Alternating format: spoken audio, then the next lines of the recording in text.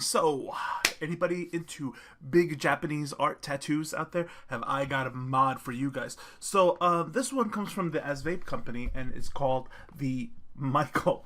I gotta say, could have came up with some better names or whatever, but then again, you know, Michael, so common, so sturdy, right? So the artwork on this thing is absolutely spectacular, and it is powered by the VO chip. So is it everything that it's cracked up to be? Let's get up close and find out for sure.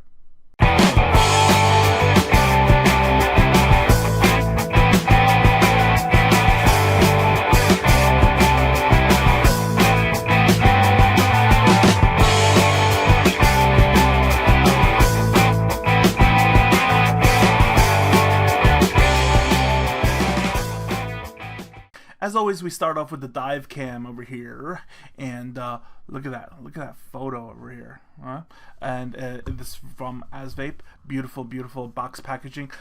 Let's go into a quick unboxing of this little Asvape mod over here. So I already have the mod out, so what else is in the box is pretty much just a USB cable, and then your little user's manual, and then this warranty card. Okay, so let me go ahead and set that aside and come back and talk about the Michael mod. So, wow, look at this. We have to look at this together. You know what I mean? Brilliant design over here. See that? Okay, I believe it is the exact same artwork on both sides, right? So we got the squiggly guy over here, the cat looking this way, the girl, cat looking this way, the girl, right? So it's pretty much right. Okay, it's a symmetrical design, you know, flipped on both sides. But I dig it though. I dig it. I really like this. You know, it really reminds me of like big Japanese art, especially you know, sleeve tattoos and stuff like that. So if you're into that kind of stuff, yeah, definitely pretty cool. Okay. Let's take a look at the bottom first. Okay. Here's the battery ports. I like the huge ventilation over here, okay, and it is spring-loaded and magnetic all at the same time. So we just do this and this. Okay, I have some cut up 25 R5s in here. Okay, I know I said don't cut things up or whatever, but the reason why these are cut up is because I wanted to prove why you shouldn't cut up batteries. Okay, so real quick battery lesson on the side. You see how like these are both 25 R5s, but they have different markings on them, right? Because they come from different plants and stuff. So markings mean nothing, guys, unless you know what the markings mean. So don't cut up batteries. It proves nothing. Anyways, so yeah, little magnetic pieces over here like so. Okay, so you have to line this up and then press and then slide. Okay, holds very snugly, and then lights up, powered by the VO chip. So 5 clicks on, 5 clicks off. So 1, 2, 3, 4, 5. Asvape. Okay. One more time, right? So this thing is 3 clicks to lock, and then 3 clicks to unlock, right? So you got to go 1, 2, 3, like so. I don't know why the design of America, but it is what it is. So 1, 2, 3 to unlock. Okay. Now, in order to get it over to the system, okay, it's going to be 5 clicks in order to do so. So, so far over here we're just in wattage mode. Okay, just power mode, like so. Okay. If you hold it down, it'll zoom in like, you know, increments of 1 watt, and then it'll get faster. If you just, you know, tap gently, then it'll go in increments of 0.1 watt. Right. Next is to click 5 times, right? So 1, 2, 3, 4, 5, right? And then over here, this is where the power mode is. Okay, so pushing up over here will start to toggle in between the wattage mode, the temp control mode, and then the bypass mode. Okay, and they also have a VPC over here, which is a variable power control. Now, what the VPC stands for, and the D1, right, is that basically you could set this mod to fire in a way of your preference. Okay, but in wattage control. So in order, so how that happens is this, right? I let this thing go out. So 1, 2, 3, 4, 5, right? Okay. So how this thing works is like this. Okay, once you're in the VPC mode or whatever, okay, D1, D2 is whichever setting. You could get up to 5 settings, right? 5 customized settings, and then what you do is that you move on to the next one, and then you begin to edit them. And when you edit these, right, basically what your starting wattage is going to be. So it's going to be a lot of work, but it's interesting how it's going to vape afterwards, right? So you push up and then you push down in order to, you know, get your settings and stuff like that, and then you click to the next one, you click to the next one, and then, you know, you keep on setting the graph over here, right? So then basically you could set it so that it's like, say, like 20, 25, 20, 25, 25. So it vapes with like a wave pulse like feeling, you know, because the power is going up and down. Of course, you can set it to crazy things as well, which is like, you know, 15 watts to 90 watts, and it goes up, or it could just be slowly graduated upwards. So you could do like 20 to 21 to 22 to 23 to 24 to 25, right? So it's really up to you, and the possibilities and combinations are pretty much limitless. So let's come back over here, right? And then what you do is that you hold this thing down, okay, and then until it stops flashing, then you push down once to get back into the menu. So those are the VPC variable power control, which is, you know, what's in the VO chip right now. So coming back again, right, what I want to talk about is the bypass system. Okay, now their definition of bypass is different than other people's definition of bypass. So I want to go to this, and then once you get into system, if you push down, it's going to turn everything off. But putting it up will, you know, take you out of the menu, right? And now we are in bypass mode. Now I'm not going to fire. Well, okay, you know what? For the sake of science, okay, well, I'm going to fire this. But what happens is that bypass mode means that there's no more chip setting regulations or whatever, okay, and then this thing is just going to fire directly of whatever power is left over the battery. So it shows right now that we're at 7.88, 7.89 right now. If I fire this thing is going to fire in series and 7.8. Whatever, okay. I believe it's cut off in series mode with bypass mode is like 0.3, and which is relatively pretty safe. I really don't recommend people go anywhere lower than 0.3 on a series setup anyways. But yeah, this will allow you to fire as if it was mechanical, but not quite mechanical, because you still have its safety features. It will say things like no atomizer and stuff like that. You know, if there's a short, there will be detect a short. So it's kind of working like a very safe series box mechanical device with the protections, but it will fire like a mechanical. See? So the next is to 1, 2, 3, 4, 5. Let's go back into the system again and move on from the bypass, and then over. We already understand variable voltage, so let's talk about the temperature, right? So the temperature control system over here, I have a 316 coil inside. I'm not going to do a test for nickel or titanium because I think that's a little bit outdated. Not too many people still running nickel or titanium, but I'm sure it's going to be plenty accurate because the 316 is running pretty well on this, so I like it.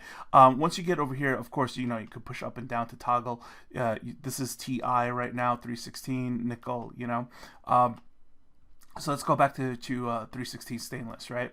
And then what I want to show you is this thing. It doesn't talk about exactly what this is in the instruction manual, right? But the AC, I believe this is more like an auto calibrate, okay? And then you know, from me playing around with it, AC is like automatic, and then NC is more of a manual kind of calibration, which means that you could adjust the temperature, okay? Whether you have it set in Celsius or Fahrenheit, you will be able to adjust the temperature afterwards. But when you have it in the AC mode, it doesn't seem to do that, okay?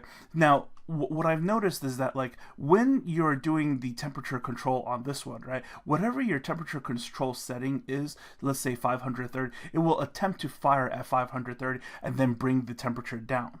While when we switch over into the AC function over here, right, it'll start off as 0 and then it'll go up to wherever the mod thinks that your build can fire up to safely without like dry hits, etc., like that. So it's two very different and interesting ways to vape, and you really have to get a copy of this and try it yourself, or something with the VO chip, so that like you know what I'm talking about. Okay. Yeah, so other than that, right, I personally, I don't like to fiddle around with like all that. Even though I have the 316 in here, I personally just like to, sorry, 1, 2, 3, 1, 2, 3, 4, 5.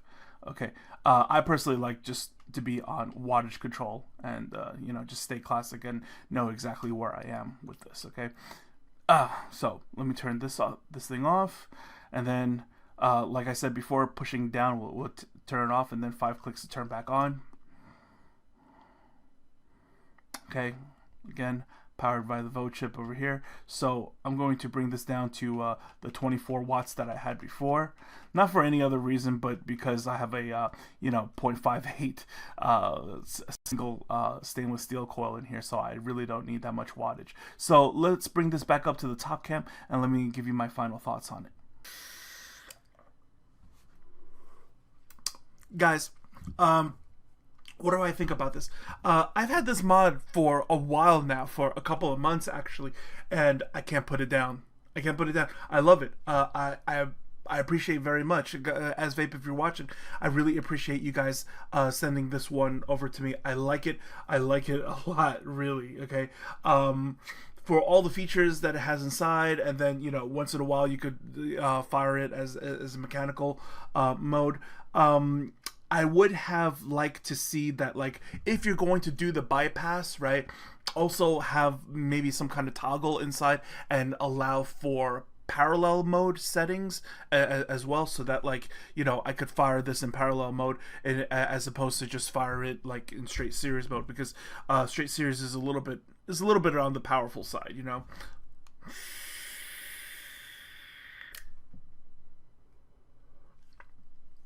As far as the response is great. I mean, the moment you click it, the moment it fires.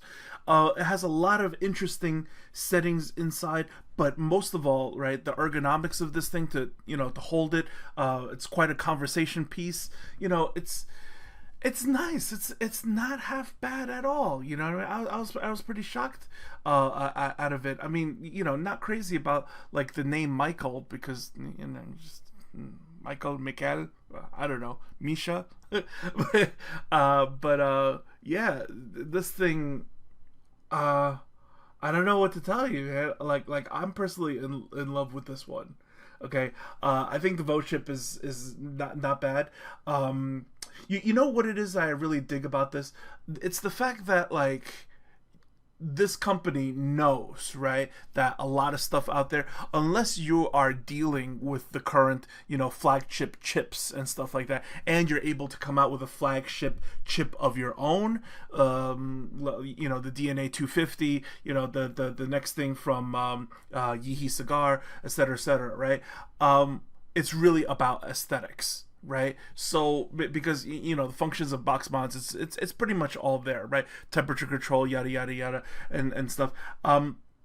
What's important about temperature control and mods with temperature control that I've said before from a power perspective, okay, is that you want a mod for temperature control not because you necessarily want to go ahead and put temperature control coils or whatever, but because temperature control mods tend to be able to fire lower than mods that don't have temperature control in it.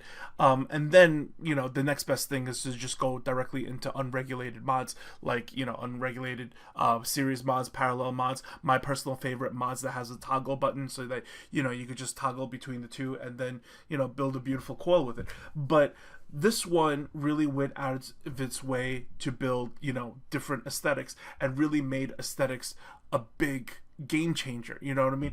It's not like a other things where it's like, okay, from the Alien mod to the